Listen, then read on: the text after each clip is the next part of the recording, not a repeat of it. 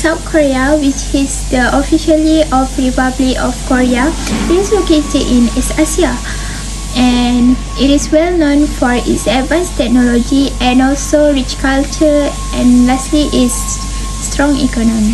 The country is mostly have a mountain and has several rivers, and the several rivers such as the Han River, Gyum River, and also Nakdong River.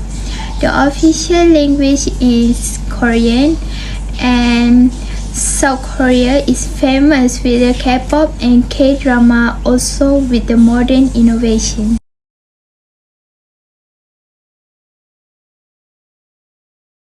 Okay, so now I want to explain about the type of economic system. Samsung journey from a small grocery trading store in 1938 to a global tech giant is one of the most famous examples of how company growth is deeply intertwined with a country economic system. Samsung did not grow in a vacuum. Its rise was fueled by a highly specific, state-guided economic model known as the developmental state market economy before evolving into the global free market economy it operates in today. South Korean transformation from a war-torn, impoverished nation into a global economic powerhouse is one of the most remarkable economic story of the modern era, often called the miracle of the Han River. Identified as the Samsung Mobile, describe this is the part of Samsung that you carry in your pocket. Samsung is the whole leading smartphone manufacturer, capturing over 21 to 22% of the global market share. How it works: unlike the Apple, which only targets the premium market, Samsung uses a blanket strategy. They sell ultra premium, cutting edge hardware like their folding phones and the flagship Galaxy S series, which stimulate dominating emerging markets with budget-friendly device. Number one, the developmental state model. Following the Korean War, South Korea was one of the poorest nations in the world under President Park Geun-hye in the 1916 as the government reject a purely free market approach and instead adopt a state-directed, export-oriented capitalist system. This is where Samsung massive growth engine was built. This the Chabot chill system. The governmental selected a few family-owned business, including Samsung, and turned them into Chabot large diversified conglomerate. Samsung was founded in 1938 by Lee Byung-chul in South Korea. At first, it was a small trading company that sold food, groceries, and other products. In the late 1960s, Samsung entered the electronic industry. The company started making televisions, home appliances, and other electronic products. During the 1980s and 1990s, Samsung invested heavily in technology and innovation. It became one of the world's leading manufacturers of semiconductors, mobile phones, and computer components. Today, Samsung is one of the largest technology companies in the world. It is well known for its Galaxy smartphones, smart TVs, home appliances, and other advanced electronic devices. Samsung's success comes from its focus on innovation, quality, and customer satisfaction. There have three factors affecting demand of Samsung in South Korea. The first factor is consumer income. When people have higher income, they are more likely to buy Samsung's premium smartphone and other products. However, when income decreases, consumer may delay and buying new device or choose the cheapest alternative. The second factor is the price of Samsung product. Discounts, promotions, and trade-in offers can increase demand because they make Samsung's product more affordable. On the other hand, if prices increase, some customer may switch to other brand. Now, I would like to explain the factors affecting the supply of Samsung products in South Korea. The first factor is the cost of production. Production costs include labor, raw materials, and transportation. When these costs increase, Samsung may reduce its production because it becomes more expensive to make products. However, if production costs decrease, Samsung can produce and supply more products. The second factor is technology advancement. Advanced technology and automation help Samsung produce products more efficiently and quickly. This reduces production costs, increases productivity, and allows Samsung to supply more smartphones, television, and other electronic devices. And the third factor is government policies. Government decisions such as taxes, subsidies, and trade regulations also affect Samsung supply. Alright, lower taxes and government incentive encourage Samsung to increase production, while higher taxes or stricter regulations may reduce the supply of product.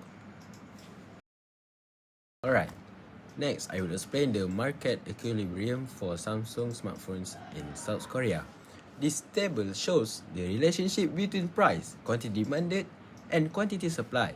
At a price of 200,000 won, the quantity demanded is 2,500 units, while the quantity supply is only 500 units. This creates a shortage because demand is higher than supply.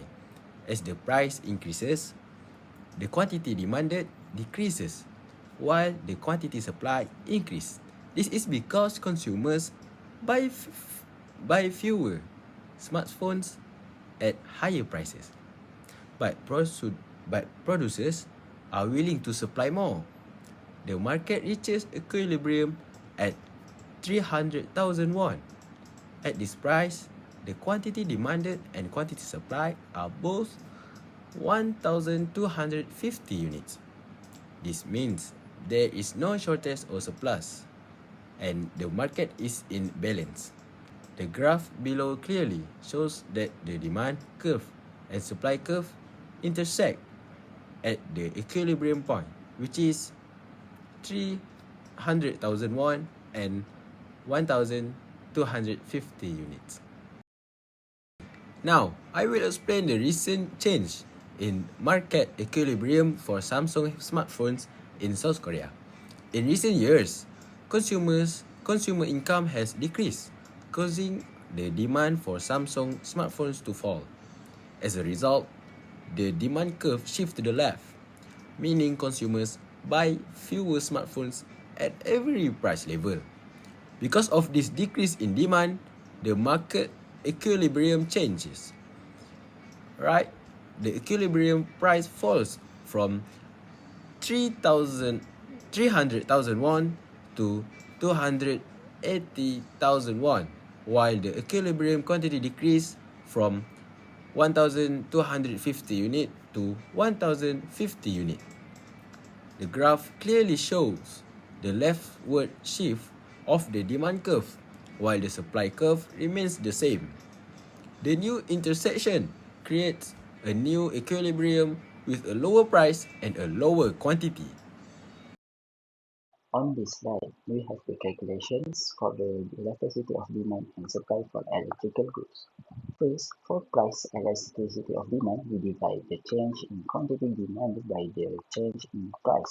Our final calculation gives us 0.67. Since this is between 0 and 1, the demand is inelastic, meaning consumers do not change their buying habits drastically when price change.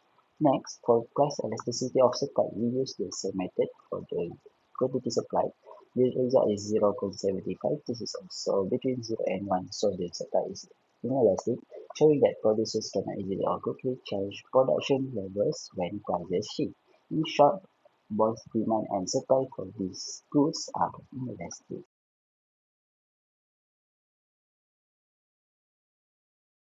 Next, let's look at slide 30, which covers the factors influencing elasticity in demand for our products. Factor 1. Availability of substitutes. The first factor is the availability of substitutes. Demand becomes more elastic, and consumers can easily switch to cheaper brands if domestic prices rise. However, because Samsung offers affordable electronic options and trusted brands like a warranty of up to 10 years, we have maintain strong customer loyalty. Factor 2. Level of income. The second factor is income levels. High income households are generally less sensitive to price change. They will keep using their air conditioners and smart devices even if prices go up. Similarly, large corporations like Samsung can easily absorb electricity price hikes or pass the cost on to consumers without losing major demand. These factors explain why some consumers groups are more sensitive to price change than others. Now let's move on to slide 40 where we look at the factors influencing elasticity in supply. The key factor highlighted here is surplus capacity. Large-scale manufacturers like Samsung operate these highly advanced factories which gives them the flexibility to adjust production levels quickly when market prices change. This operational strain makes their supply highly elastic. For instance, if the market price for semiconductors rises by 10%, Samsung can rapidly ramp up its output. They can do this easily because they already have the massive infrastructure and strong R&D investment in place to support sudden growth. In short, having surplus capacity allows a business to react fast to profitable price increases. For this slide, it shows data real-time on Samsung's contribution, cable share and GDP by sector in South Korea.